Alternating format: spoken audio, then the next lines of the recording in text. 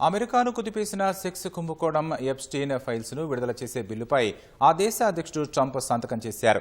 ఈ సందర్భంగా మాజీ అధ్యక్షుడు బిల్ క్లింటన్ సహా పలువురు కీలక డెమోక్రాటిక్ నేతలపై ట్రంప్ ఆరోపణలు చేశారు. లైంగిక నిందితుడు జెఫ్రీతో వారికి ఉన్న అనుబంధాల గురించి త్వరలోనే నిజాలు బయటపడతాయని ట్రూత్ సోషల్లో ట్రంప్ పోస్టు చేశారు. రిపబ్లికన్ పార్టీ విజయాల నుంచి ప్రజల దృష్టి మరల్చేందుకే ఎప్స్టీన్ కేసును పలుమార్లు ఆయుధంగా ఉపయోగించారన్నారు.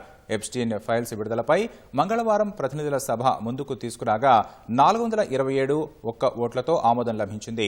ఎప్స్టీన్ కు సంబంధించి అన్ని ఫైల్స్తో పాటు 2019లో జైలులో అతడి మరణంపై దర్యాప్తు గురించిన సమాచారాన్ని 30 రోజుల్లో న్యాయశాఖ విడుదల చేయాల్సి ఉంటుంది. బాధితులకు సంబంధించిన వివరాలు, దర్యాప్తును ప్రభావితం చేసే వివరాలను బయటపెట్టకుండా ఉండే అవకాశాన్ని కల్పిస్తుంది. పేద మధ్యతరగతి బాలికలు, యువతులకు భారీ మొత్తం ఆశ చూపించి ఇళ్లకు పిలిపించి అఘాయిత్యాలకు పాల్పడేవాడేనని ఎప్స్టీన్పై ప్రధాన ఆరోపణ. 2019లో జైల్లో ఉండగానే ఎప్స్టీన్ అనుమానాస్పద స్థితిలో మరణించాడు. ఎప్స్టీన్ కేసు ఫైల్స్లో ట్రంప్ పేరు కూడా ఉందని గతంలో ప్రచారం జరిగింది. ఎప్స్టీన్తో పరిచయం ఉన్నప్పటికీ ట్రంప్ ఎలాంటి తప్పు చేయలేదని వైట్ హౌస్ స్పష్టం చేసింది.